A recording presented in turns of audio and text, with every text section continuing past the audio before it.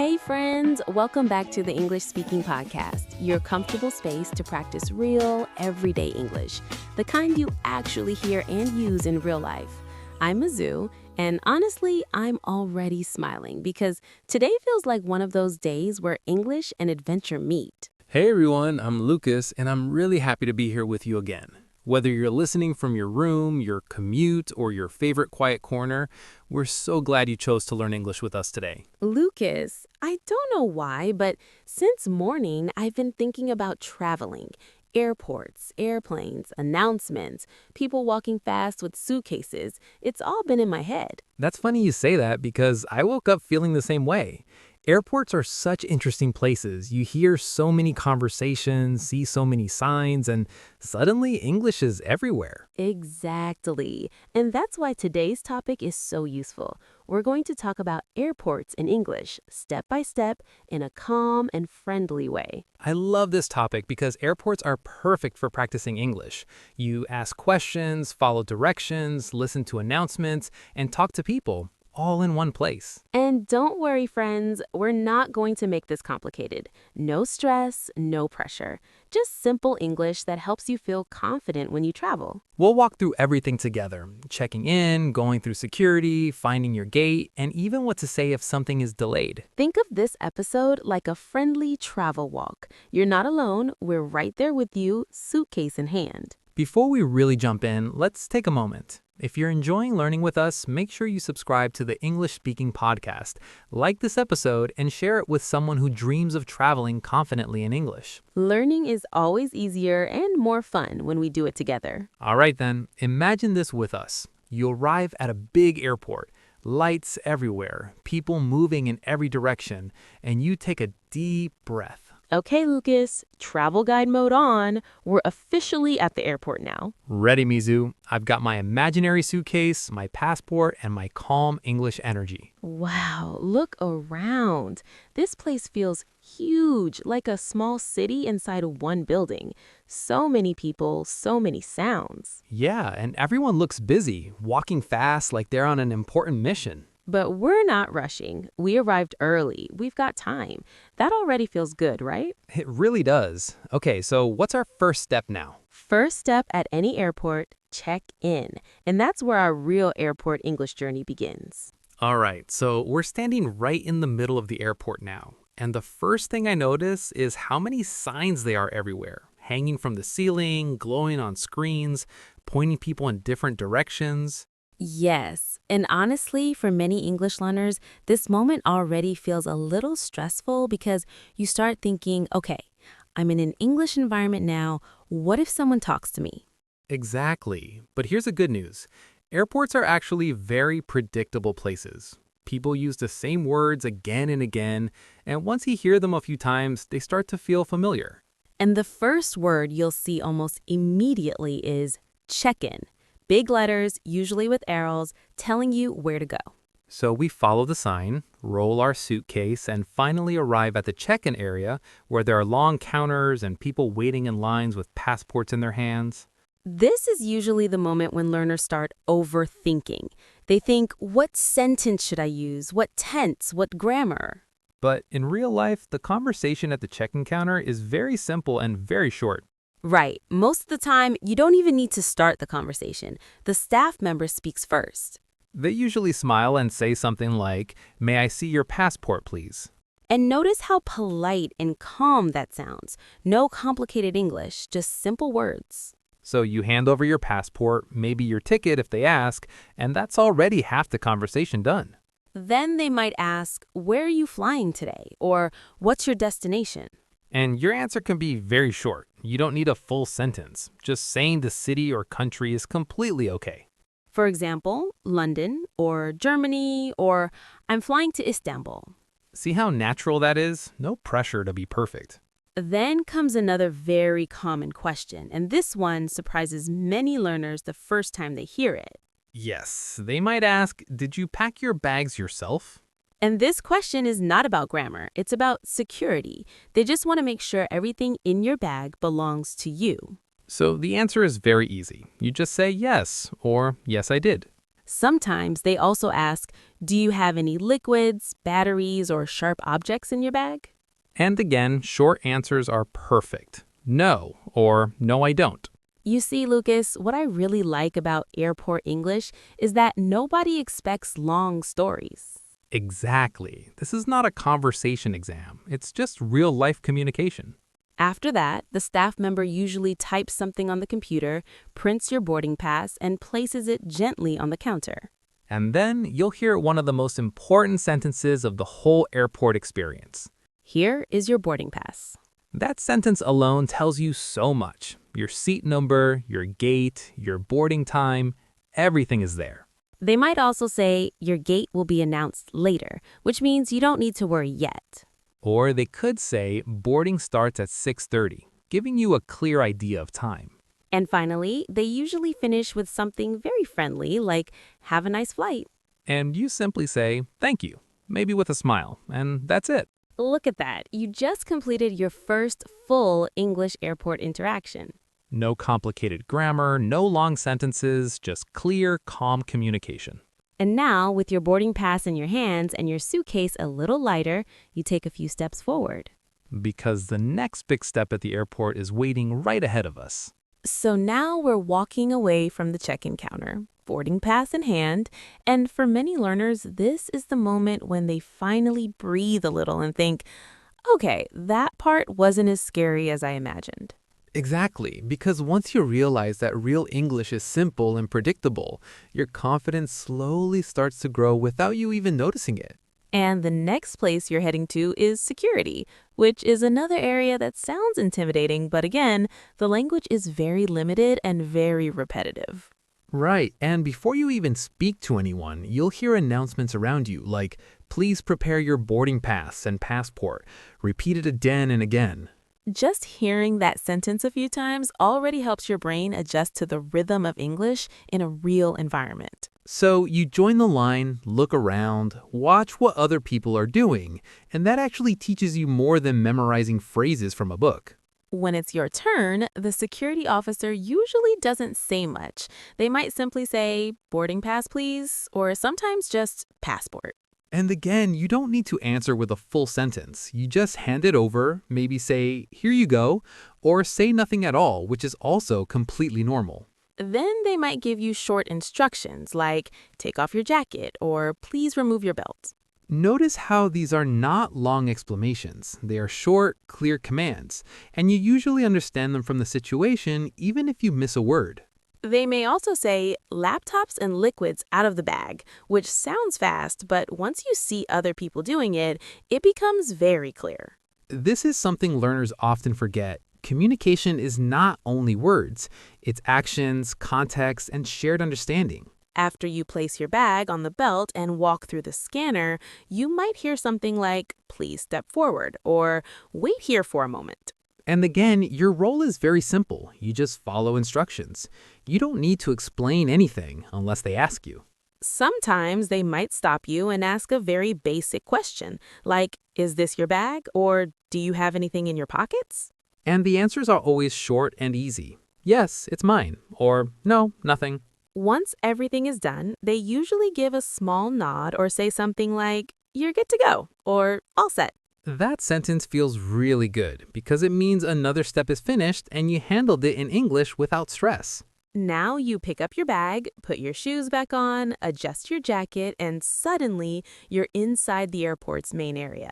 This is where the atmosphere changes a little. People are walking freely, some are shopping, some are eating, and some are sitting quietly near their gates. And at this point, English starts to feel less like a test and more like background music in your life. You hear phrases like final call, now boarding, or gate change. And even if you don't understand every word, you catch the meaning.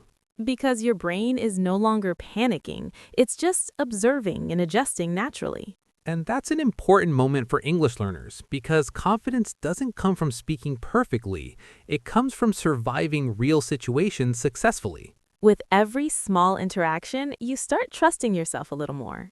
And now, as you look at your boarding pass again and check the gate number, another everyday English situation is about to begin.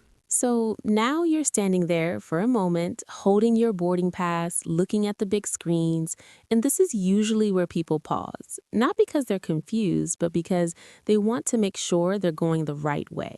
And this is such a relatable moment, especially for English learners, because your mind is half focused on directions and half focused on the language around you. You look up at the departure board and you see simple words like gate, time, boarding, and suddenly English doesn't feel like a subject anymore. It feels like information. Exactly, and this is where reading skills quietly support speaking skills, because even if you're not talking, your brain is still processing English in real time. You start walking toward your gate, following the signs, and those signs are everywhere, clearly written, calmly guiding you without pressure. And if you ever feel unsure, this is one of the safest moments to ask a question, because airport staff are used to helping people from all over the world. You might walk up and say something very simple like, "Excuse me, is this the way to gate 24?" And notice how short that sentence is, how polite it is, and how natural it sounds when you don't overthink it. The staff member usually responds slowly and clearly, maybe saying, "Yes, go straight and turn left," or "No, you need to go upstairs." And even if you don't catch every word, their hand gestures, their tone, and the direction they point makes everything clear. This is such an important lesson for English speaking confidence. You don't need perfect understanding to move forward. You just need enough understanding to take the next step, and that's exactly how real communication works. As you walk, you pass cafes, shops, waiting areas, and you hear people having conversations in English that sound fast, relaxed, and effortless. And instead of feeling intimidated, this is a great moment to simply listen, because passive listening builds confidence quietly. You might hear someone say, "We still have time," or "Let's grab a coffee." And these everyday phrases slowly start feeling familiar. This is where your brain begins connecting classroom English with real-life English. Eventually, you reach your gate and you see people sitting, charging their phones, talking softly, or just staring out the window. And here, the language slows down again, which is comforting. An announcement comes on, something like, "Ladies and gentlemen, boarding for Flight 307 will begin shortly." Even if you don't understand every word, you understand the meaning, and that's what matters. You sit down, relax your shoulders, and realize that you've already handled multiple English interactions without stress. This is usually the moment when learners surprise themselves, thinking, I can actually do this. And that quiet realization stays with you, not just in airports, but in every future English-speaking situation. Because confidence is built in moments like these, when nothing dramatic happens, but everything works. And as you wait there, listening to announcements, watching people line up, another small but important English moment is about to unfold. As you're sitting there, you start noticing how time moves differently in places like this. Because everyone is waiting, yet everyone is going somewhere. And that creates a quiet, shared understanding. And this is usually when English stops feeling like something you're trying to speak and starts feeling like something that's simply happening around you. You hear another announcement, this time clearer, calling for passengers in a certain row or group. And even if you don't know every detail, you know it's getting closer. Your attention sharpens a little, not out of fear, but out of readiness.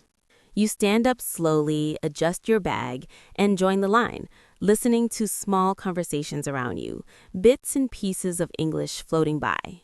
Someone ahead of you laughs softly. Someone behind you checks their ticket, and the language in the air feels practical and calm.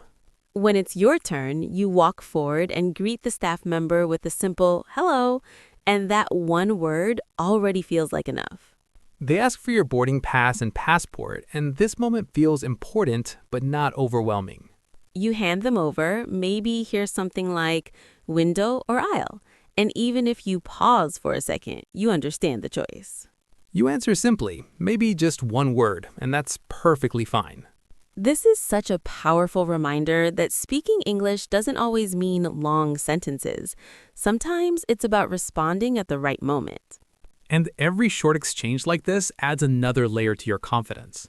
You walk down the boarding bridge, hearing footsteps echo, feeling that mix of excitement and quiet nervous energy. The signs, the instructions, the friendly welcome from the crew. everything is guiding you gently forward. Inside the plane, the space feels smaller, but also more organized, and the English you hear is clear and repetitive, which helps. Row numbers are above the seats. Please place your bag overhead. Phrases like these repeat often enough that your brain relaxes. You find your seat, sit down, and take a deep breath, realizing you've navigated another entire section without needing perfect English. And that realization quietly shifts something inside you. You hear people around you asking for help, thanking the crew, making small, polite requests, and none of it sounds dramatic or difficult. It sounds human, and that's the key. As you buckle your seatbelt, you notice how your fear has softened into awareness, and your awareness has turned into calm. This is often when learners understand that fluency doesn't arrive suddenly. It grows quietly through moments like these. The plane starts filling up, voices settle, announcements continue, and you're fully part of the experience now. Not as someone watching from the outside, but as someone participating, listening, responding, and moving forward. And while the journey itself is about to begin, there's still one more meaningful layer to this experience that many people overlook. As the plane slowly prepares for departure, there's this quiet moment where everything feels still, even though so much is about to happen, and you realize how far you've already come without even noticing it. The safety instructions begin, and even if you don't understand every single word, you catch the meaning, the rhythm, the calm confidence in the voice, and that feels reassuring. You listen differently now, not trying to translate every sentence in your head, but trusting yourself to understand enough. And that trust is something you didn't have before. And that's such an important shift, because language isn't only about words. It's about comfort, familiarity, and feeling less alone in unfamiliar places. You look around and notice people from different backgrounds, different stories, all sharing this one space, all guided by the same language in simple, practical ways. It's a quiet reminder that English isn't just something you study. It's something that connects people gently without asking for perfection. As the plane begins to move, there's a soft hum, a sense of motion. And with it comes this feeling that learning English is very similar to travel. You don't suddenly arrive fluent. You move slowly, sometimes smoothly, sometimes with small bumps, but always forward. And maybe you think about how moments like this, listening, understanding enough, responding simply, are already part of fluency. Fluency isn't loud or dramatic. It's quiet confidence building in everyday situations like this one. As the seatbelt sign stays on and the world outside begins to shift, you feel proud in a calm way, not because everything was perfect, but because you stayed present. And that presence is what really helps language grow. So, if you're listening right now, remember that every small conversation, every announcement you understand, every simple response you give is progress. You're doing better than you think, even on days when it feels slow. We hope this conversation felt like sitting beside a friend, quietly walking you through an experience while practicing real, natural English. And if it helped you feel a little more confident, a little more relaxed, or a little more motivated, then we're really glad you were here with us. If you enjoyed spending this time together, take a moment to like this episode, share it with someone who's also learning, and subscribe so we can keep practicing together. Because learning English doesn't have to be rushed, stressful, or lonely. It can be calm, human, and shared. Thank you for listening. Thank you for learning. And wherever you're going next, we hope your journey feels a little easier and your English feels a little closer. We'll talk to you again very soon. Until then, take care and keep going. Bye-bye. Goodbye.